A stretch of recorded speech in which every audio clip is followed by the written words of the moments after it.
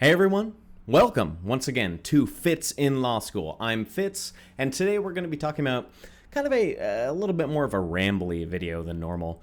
But in light of the 2016 election and the actions of Joe Biden versus the actions of Donald Trump and the overall Republican Party, I thought it would be a good idea to talk about the structure of society and kind of the things that the things that really allow our society to move forward. And I was actually writing a blog post about this, but I decided that it would probably be a little bit better of a format to maybe just kind of talk about this kind of a thing. I don't want this to be a super long video, and I say that all the time, but hopefully it will be the case this time.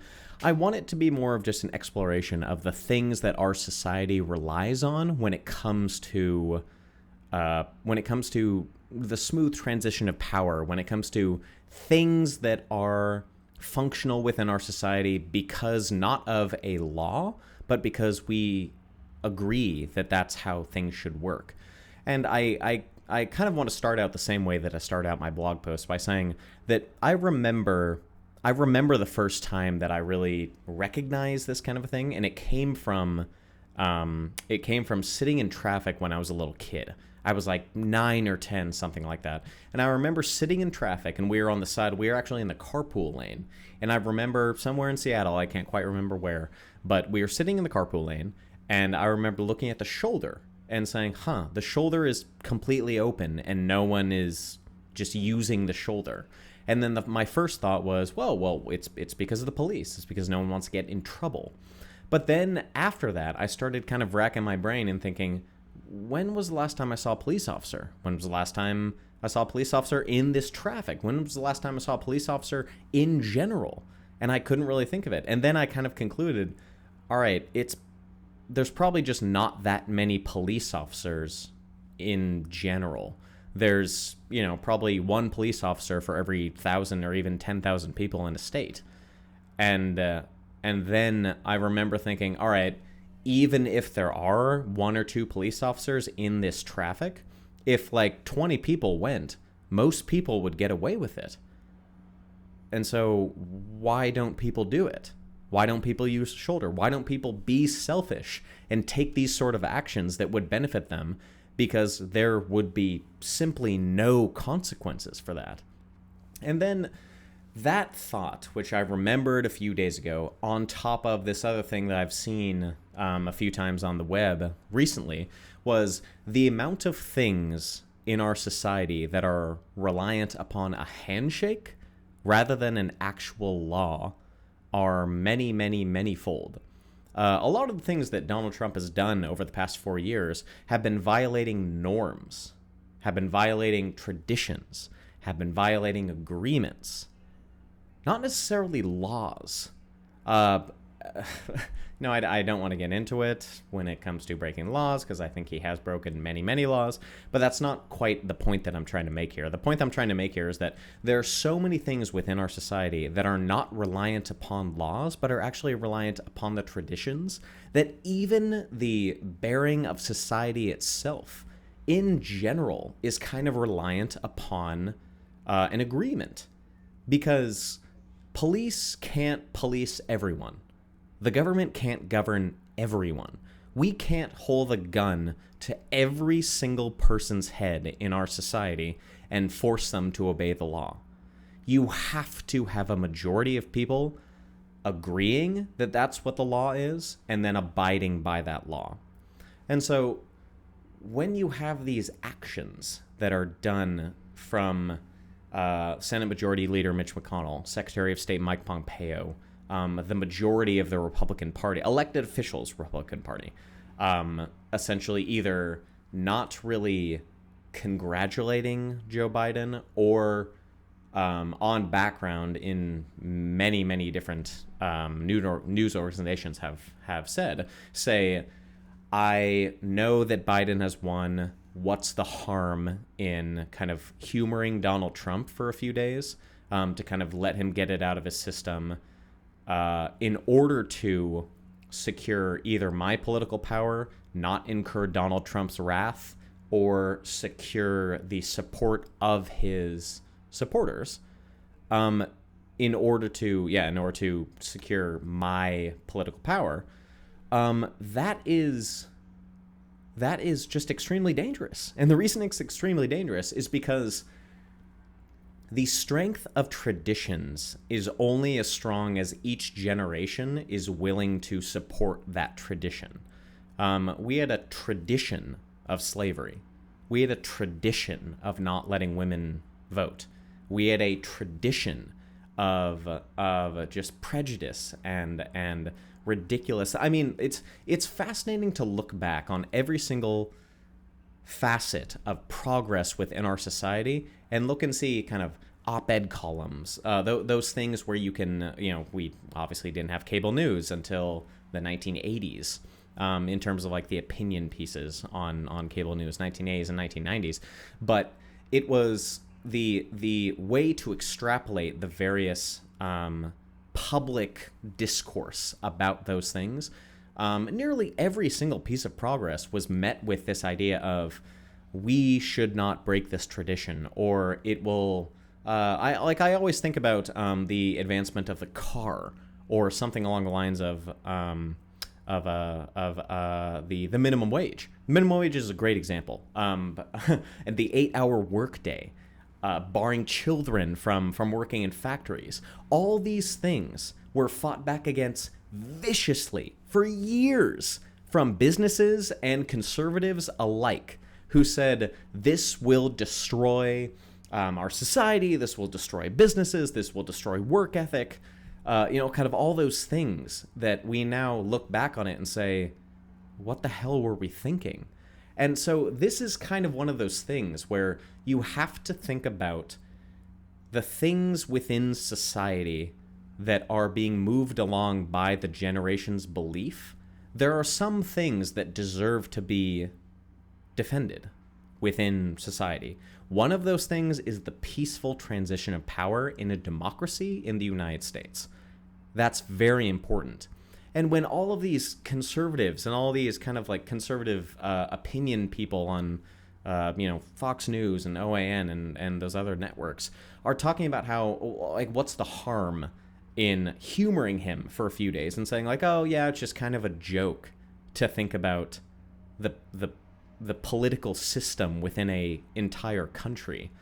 That's not a joke, man.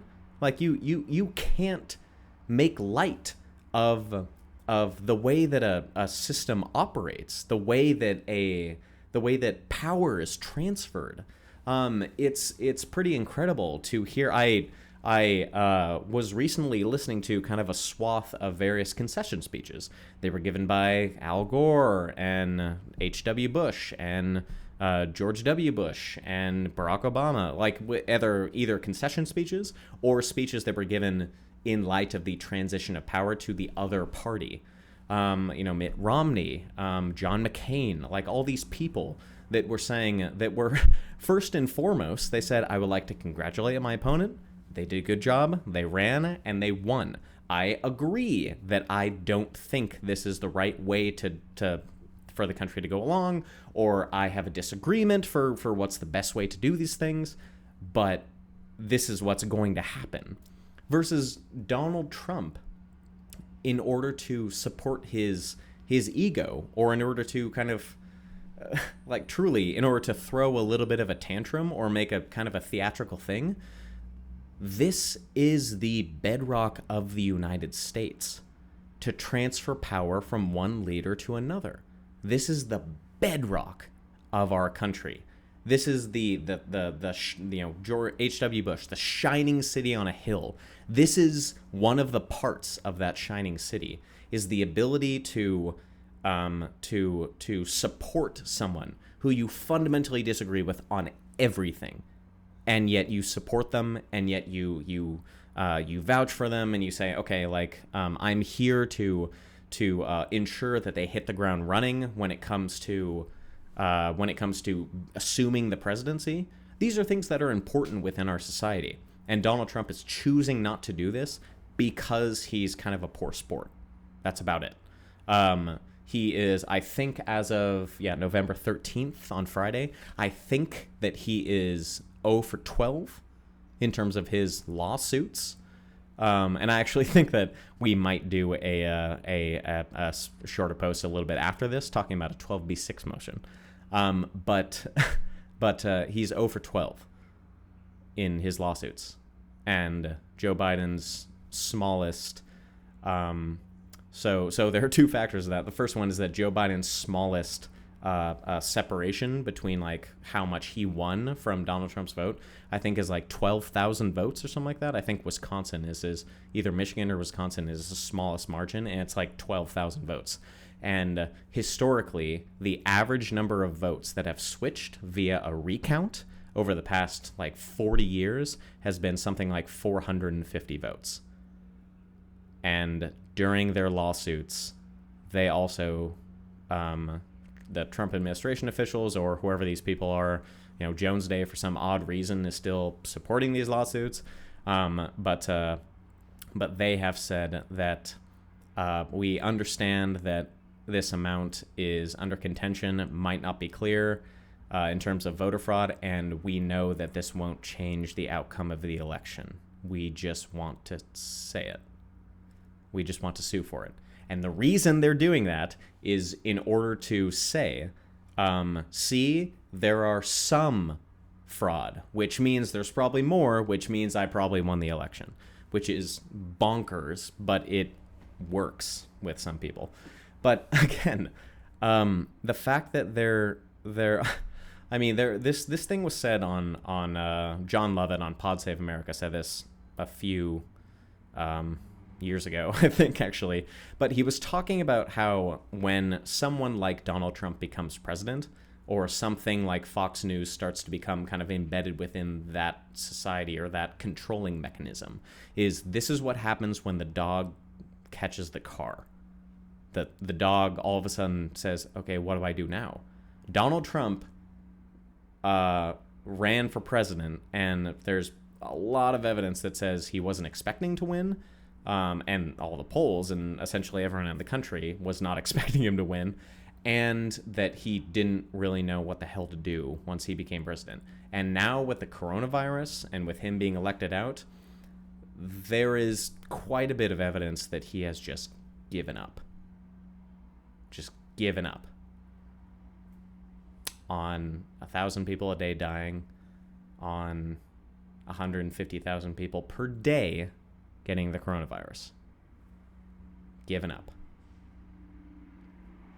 Okay. Yeah. President Obama said that when he, kind of on his way out after Donald Trump was elected. I just want to emphasize the degree to which we are in serious times, and this is a really serious job. This is not entertainment. This is not a reality show. And there's no indication that Donald Trump or even the career people that kind of are around him that have political experience are taking this seriously. I don't know what to say. We're going to get through this. The United States is going to continue to be a country, but the door is now open. The door is open now for people to not take the election seriously, to openly question the election, to say, no, I don't think I'm going to concede. All these things are now on the table now because of Donald Trump.